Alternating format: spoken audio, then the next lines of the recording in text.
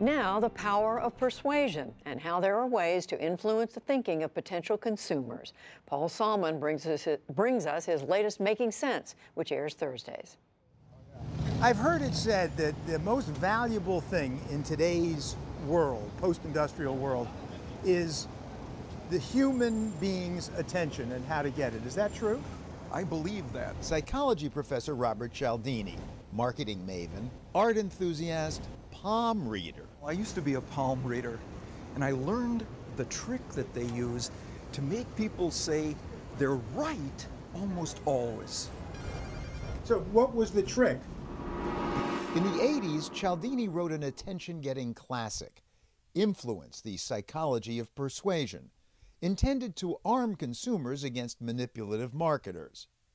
But those who made the book famous were the persuaders themselves, who make a living beckoning us every step we take. Those ads, those signs, that's old school persuasion, directing people's minds to the content.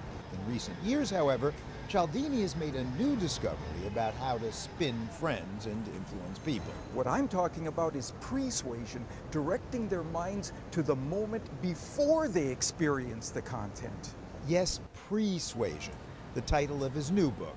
Persuasion is the practice of getting people sympathetic to your message before they experience it. Before they even hear it, you mean? It is what you say immediately before you deliver your message that leverages your success tremendously. Or if you are the messagee, that plays you like a puppet. The best salesman I ever saw told people, I left something in the car. Can I get your key to let myself back in? I have an acquaintance who claims he got 3 great jobs by saying something before he began the job interview in each instance. And I have a friend who's a consultant who says he never gets pushback on the price he offers for his services if he says one thing first. And persuasion demonstrably works, as we'll try to demonstrate throughout this story, by prepping the mind for the message subliminally. There's this interesting study. A guy goes to a shopping mall in France, and he tries to get women's phone numbers as they pass various shops so he could call for a date. One of them is a shoe store, and another was a bakery. But in neither of those cases was he very successful. He only got a number 13% of the time. But there was one kind of shop that doubled his success rate when women were passing it, a flower shop. Why? Because flowers put women in the mindset of romance. Not consciously, persuasively, by exploiting a rule of thumb passed down to us by evolution. If we are paying attention to something, it's important. That's how we decide to pay attention. But a communicator can reroute our attention to something that isn't important, but make it seem important as a consequence. As a consequence of the very fact that we're subconsciously paying attention to it. There's a study that shows that people who were asked their political opinions when there was a picture of the American flag in the corner of the questionnaire reported more favorable attitudes toward Republican Party positions because the flag is typically associated in people's minds with a Republican belief set. As are churches, and studies show that persuasive cues can subconsciously affect actual voting. If people vote at a polling place inside a church, they vote more Republican. If they vote at a polling place inside a school, they vote more Democrat. Now, marketers, or at least some of them, have studied persuasion's potency. One online furniture store tested images of fluffy clouds versus cold hard cash on its homepage. Those who saw the background depiction of clouds searched the site for more comfortable furniture. Those who went to the site that had money in the background became cost conscious and preferred to purchase less expensive furniture. But isn't it obvious that our consciousness is being affected by what, our perceptive apparatus? Almost no one recognizes that the clouds or the coins had any impact on their behavior, and yet it did at significant levels.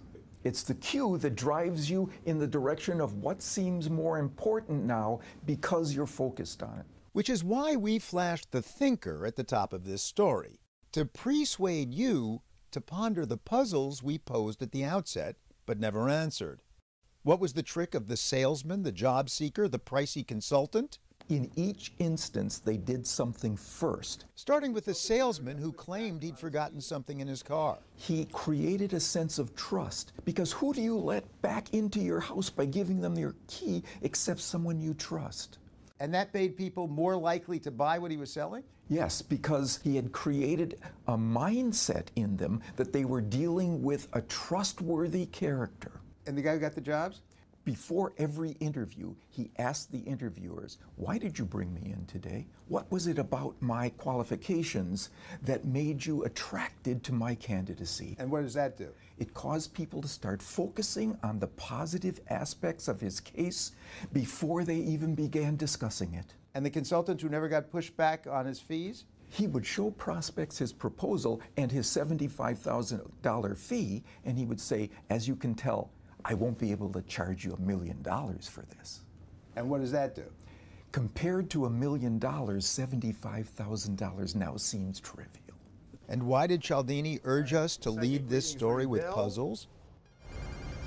One way to get persuasive attention to your case is to begin with a mystery story.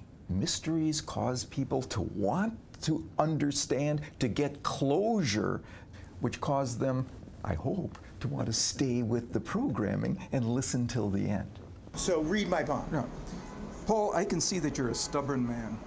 I'm somewhat stubborn. What I've done is to send you down a memory track where you would encounter times when you were stubborn, and you would look at me and say, "That's right." And that's the whole deal? No. Suppose I looked at your palm and saw the same thing but said, "You're a very flexible man." Now I've sent you down a memory track where you would encounter times when you were flexible, and you would say to me, "That's right, that's who I am." Well, it might not be quite that histrionic, but I think I would say, yeah, flexible. And I've even done that with a person at a party. Read his palm, told him he was stubborn at the beginning, told him that he was a flexible guy at the end, and he said, "You're right," both times. But hey, Making Sense is supposed to be the NewsHour's weekly economics segment. So economics, as it's taught and practiced, is based on the notion of rational maximization.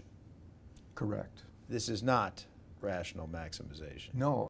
What new psychology suggests, it's the factor that is top of consciousness at the moment before you make that economic decision that will win the day.